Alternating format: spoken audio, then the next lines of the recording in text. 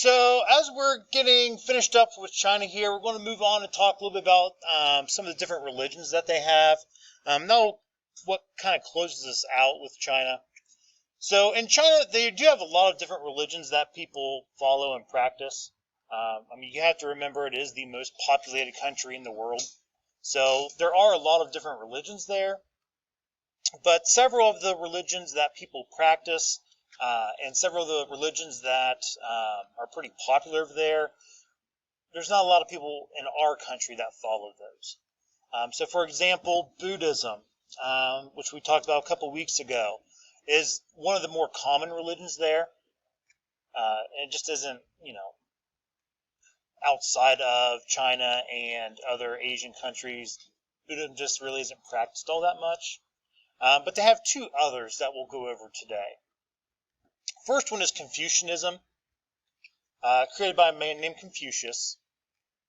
But he taught a religion that was really based off of moral character, doing the right thing, being a good person. A lot of his teachings and things that he come up with, you're aware of. You just didn't know he's the guy who came up with it. A lot of his ideas and sayings have been changed and adopted over time. So, for example, these are some of his quotes.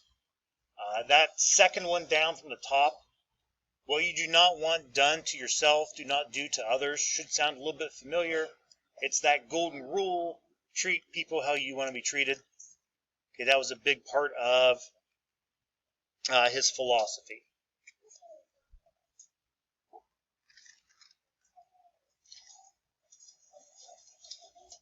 Now, another part of Confucianism did have to deal with government. He was in favor of a strong central government that was led or designed around bureaus. This is something that we use in our government today. It's called bureaucracy, but it's just where you run your government through various departments. So, for example, we have a Department of Education, a Department of Defense, a Department of Agriculture, that each department handles a specific task. Instead of just, our central government trying to do every little thing, it comes up with different departments that handle those specialized needs. But that was part of Confucianism as well. Okay, so the other religion that we'll cover for China is Taoism. Now, I know it starts with a T, but it is pronounced like it starts with a D, so it's Taoism. But Taoism is created by a man named Lao Tzu, but it is based on finding the importance with harmony in nature, being one with nature. So Taoists believe that all living things have a shared life force that they call kami.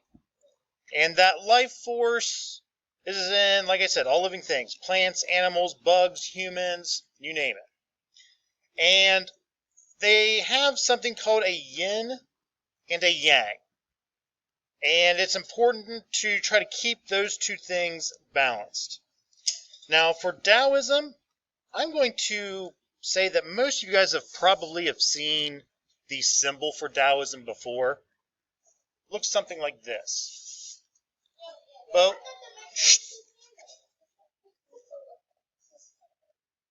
now the symbol for Taoism, it's usually white and black. There are other versions or colors of it out there that you'll see. But a lot of people refer to it as the yin-yang for the two different forces that are represented with it.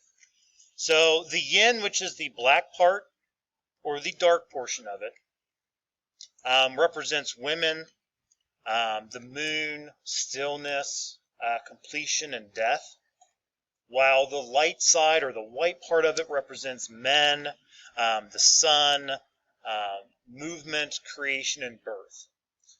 And the belief is that all of these things have to be balanced, or all these things should reflect and balance off each other in life.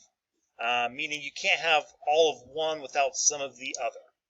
So if you look at the symbol even, You'll notice how even the black portion has a little bit of white, the white has a little bit of black, and they combine to form a full circle. So they go all the way around. So that's what it means when it says that you got to keep them balanced or try to keep them in check with one another.